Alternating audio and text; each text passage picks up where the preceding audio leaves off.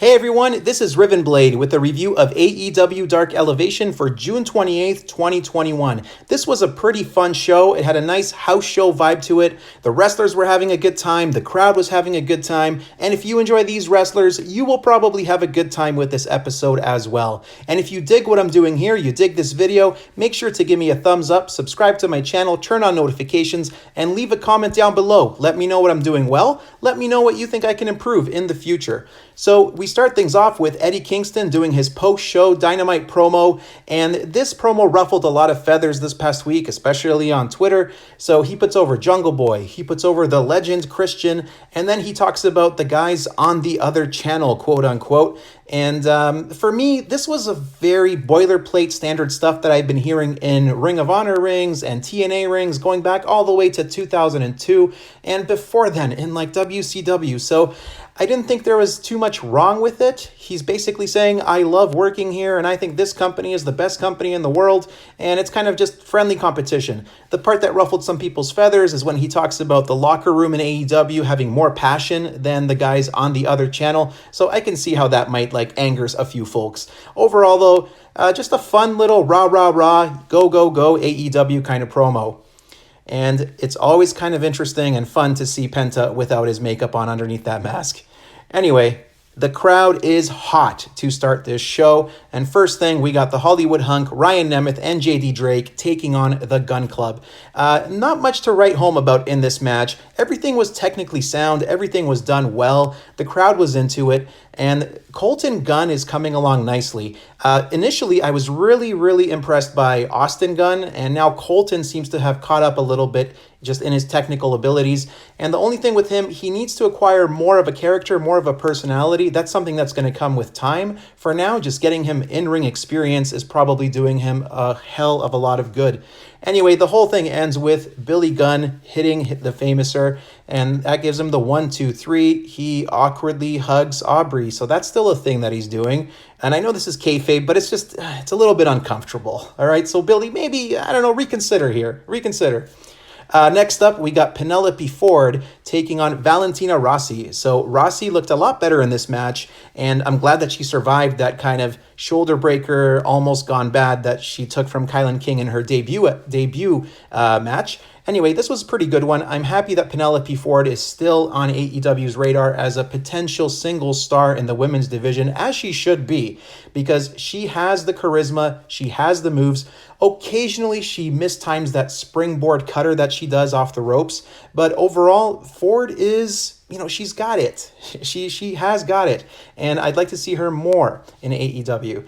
She debuts a new finisher in this, so she hits a gut buster as her finisher on Rossi, and it's impressive because Rossi is not, a small woman. She is quite tall, quite lanky, and the fact that Penelope can get her up on her shoulders and flip her over her head and dump her down onto her knees was pretty impressive. So Penelope Ford gets the victory.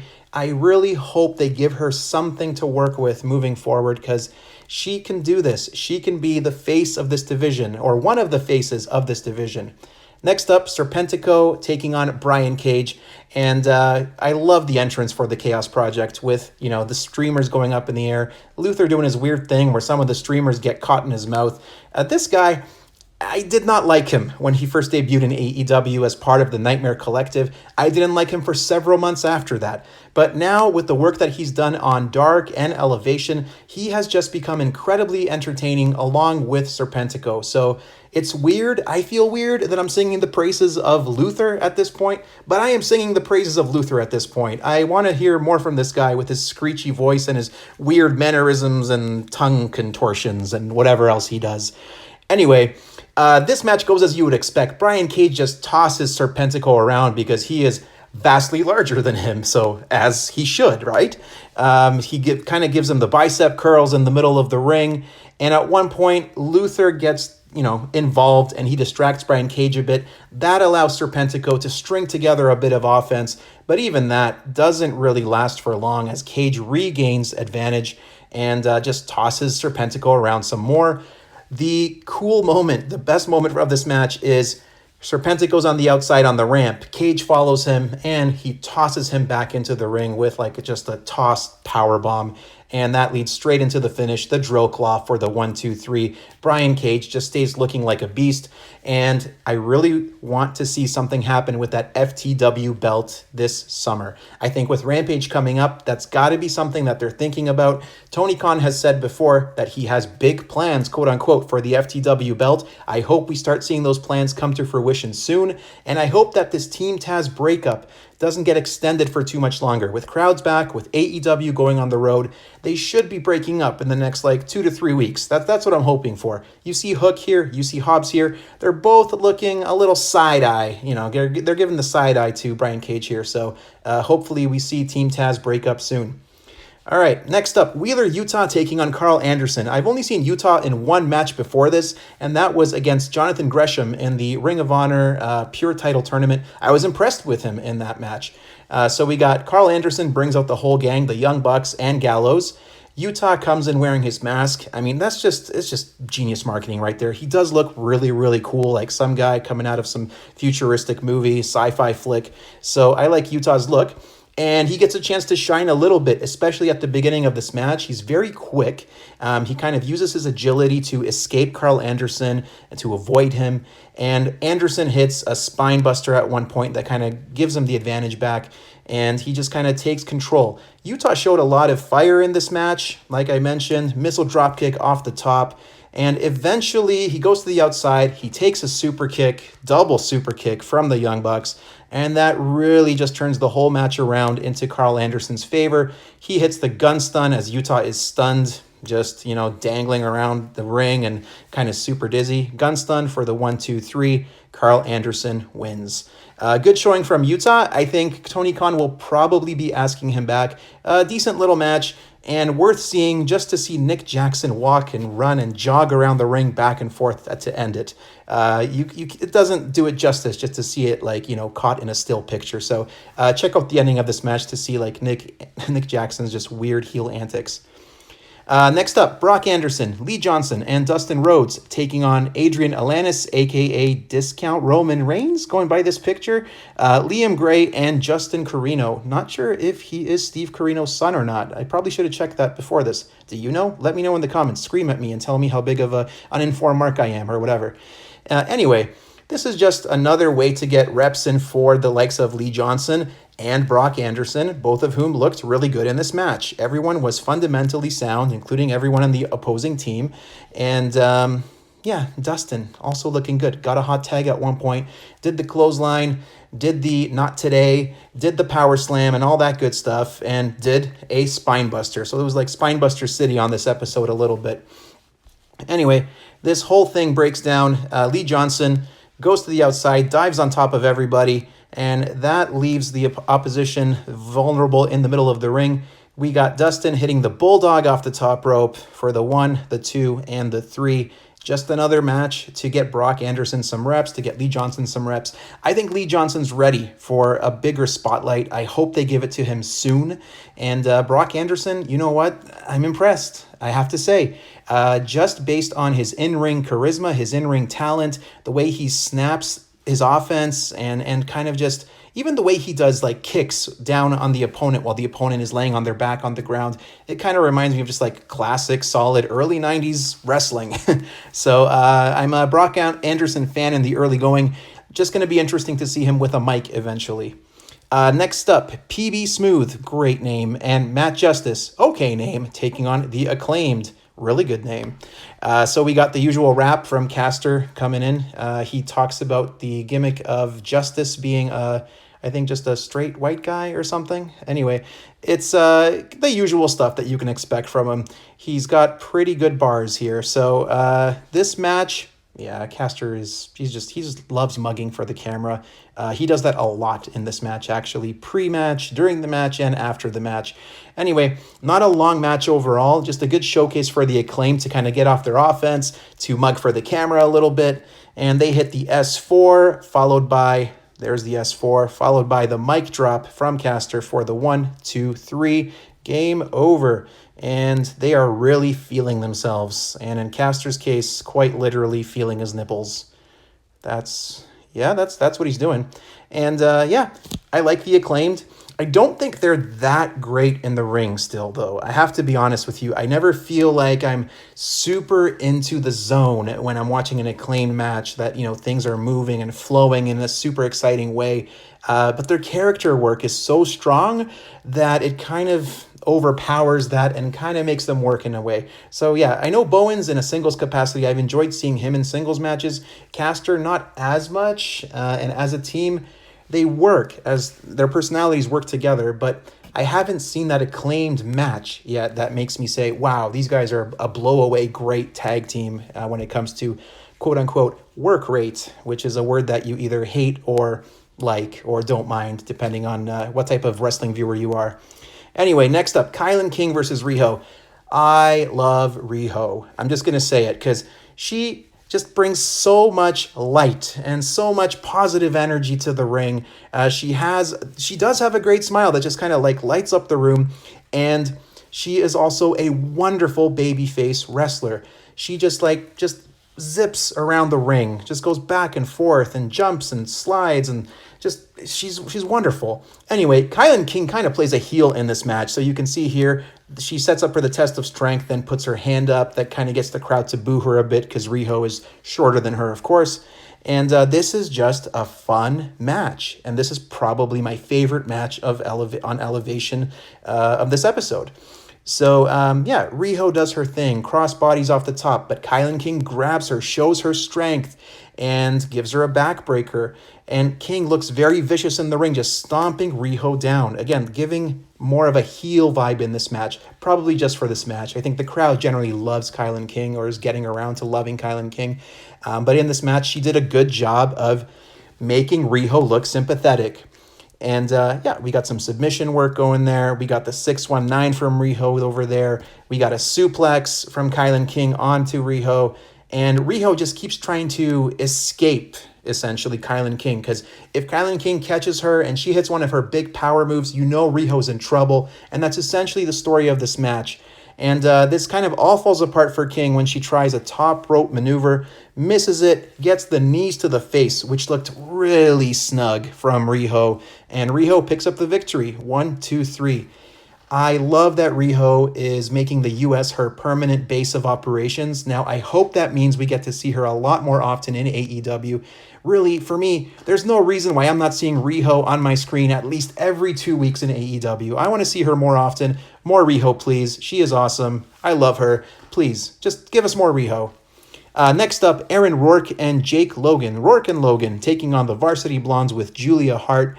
And I think it's Logan here who kind of has these, I can't remember, is it Rourke or Logan? The guy with the fight me tights. Anyway, kind of reminds me a bit of a Nasty Boys vibe. I couldn't tell that well from the screen, but just like the paint of it kind of reminded me of the Nasty Boys a little bit. Anyway, not a very long match. So Rourke and Logan try getting the advantage before the bell rings, and they quickly get turned around. Double dive to the outside. Brian Pillman Jr. does that kind of drop kick through the top rope and middle rope. That's really something that only he does, and anything you can do to make you stand out is great. So I like that he doesn't just do a tope suicida like 80% of the roster. Anyway, this one quickly ends with them hitting their finisher and finishers. There's a massive discus forearm from Griff Garrison, and that is followed by Brian Pillman hitting his springboard clothesline. It looks really good, and that gives the Varsity Blondes the victory, and Julia Hart celebrates along with them. Again, I really like Brian Pillman right now as a white meat babyface. Griff Garrison's coming along. Julia Hart is coming along, only 19 years old. I'm going to remind you of that every time, just like JR reminds you that Riho is only 98 pounds. Yes, I'm still talking about Riho. She's awesome. She's phenomenal. Watch more Riho matches. Next up, we got Catalina Perez taking on Thunder Rosa. Rosa is just a full package, and there's fans in the crowd, or at least one fan in the crowd, who has the Thunder Rosa makeup. The cameraman's trying to catch her desperately, but this woman in front just won't stop screaming, will not sit down to show us this cute kid with Thunder Rosa face paint. Anyway, Catalina Perez, I've seen her in multiple matches, and I don't think she's shown me much in terms of technical ability, but her character work stands out. She's got the loud hair, the loud kind of colors on her tights and everything. So she does stand out. I want to see more from her. And speaking of tights and wrestling gear, I think Thunder Rosa must have the most extensive closet of any any pro wrestler anywhere. She seems to wear like new gear almost every single match. The only other person who comes close to me is probably Penta El Zero, because he's wearing like a new thing almost every week as well. So this match was just a showcase for Rosa. She puts on the Peruvian necktie, and Perez quickly taps out. Thunder Rosa looking good, looking strong, keeping her at the back of our minds, and hopefully this is prepping her for her eventual rematch against Britt Baker.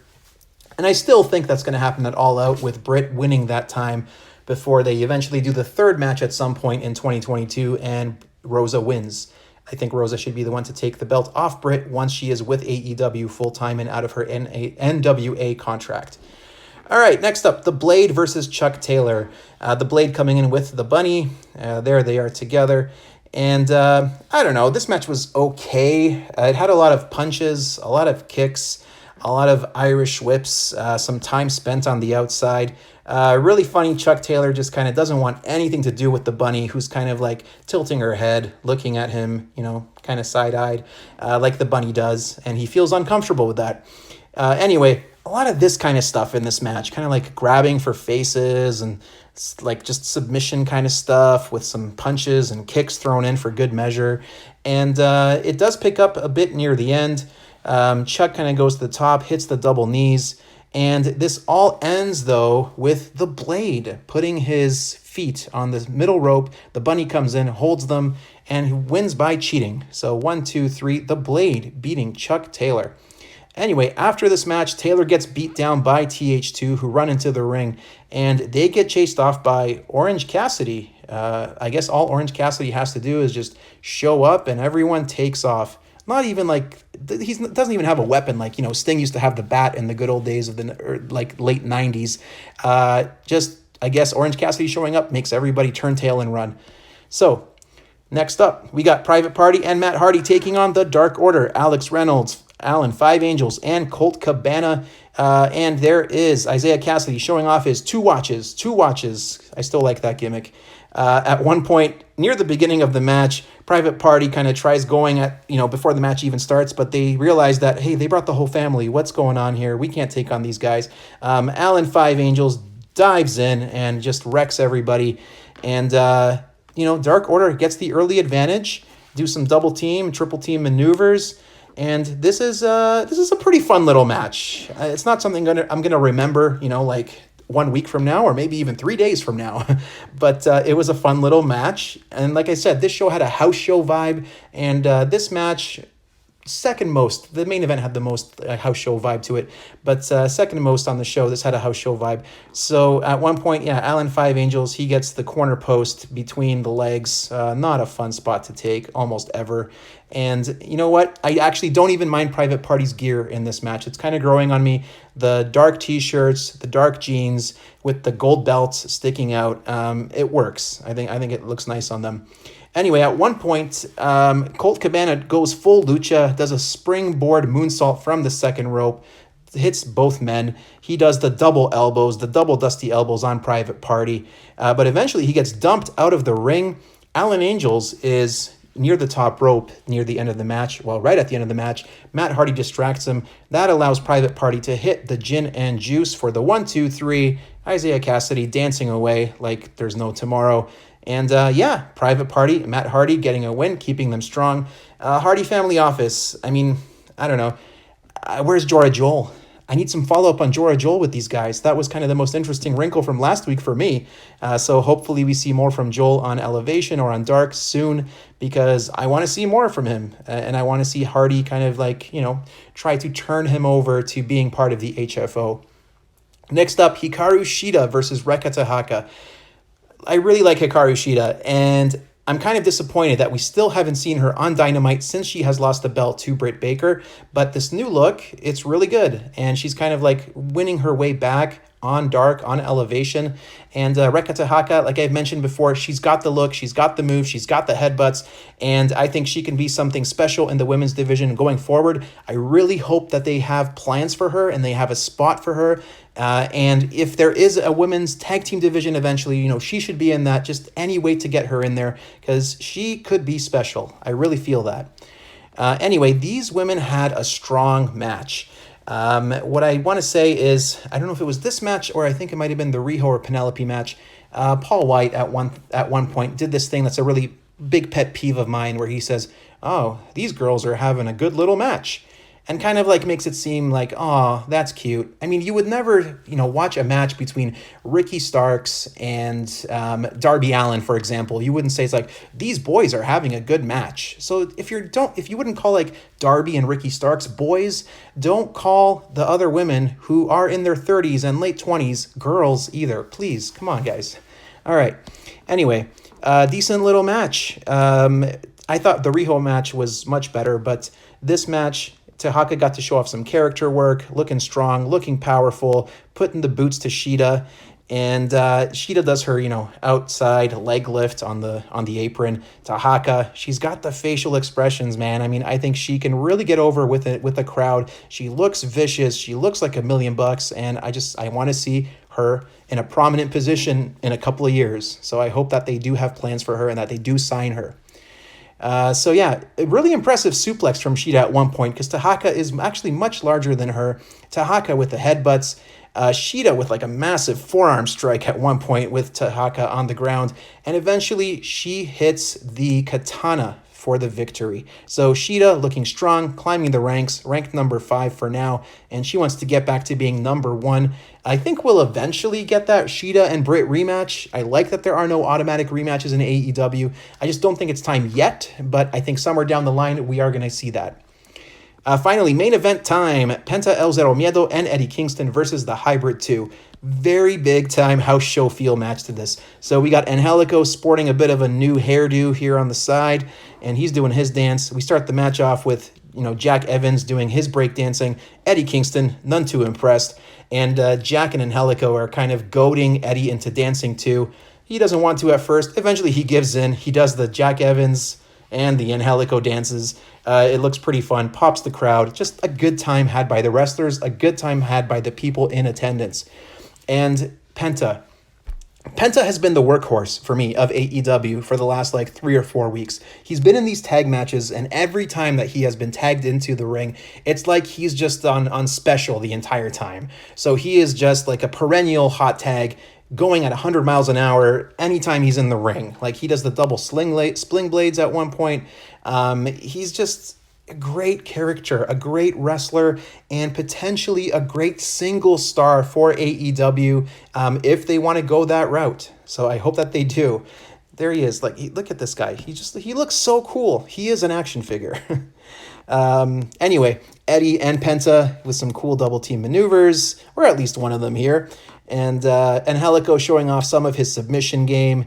And this all ends with the fear factor being hit on Jack Evans. So I didn't do the match a lot of justice with the way I described it, but it's just a really fun tag match. So if you like fun tag matches with, just the wrestlers playing to the crowd, kind of winking a little bit at the same time. If you're a purist, then maybe it's not going to be your thing. But I kind of like it when they break the fourth wall and just have fun with it. And that's kind of how I felt about this match. And that's kind of how I felt about the show. So I would go out of your way to see this main event. I would also go out of your way to see Riho versus Kilynn King. I think Riho is a star, and I want to see her on my screen in every 2 weeks at least, especially now that she's in the US. So definitely check those 2 matches out. Otherwise, as a whole, this was just a fun show. So check it out.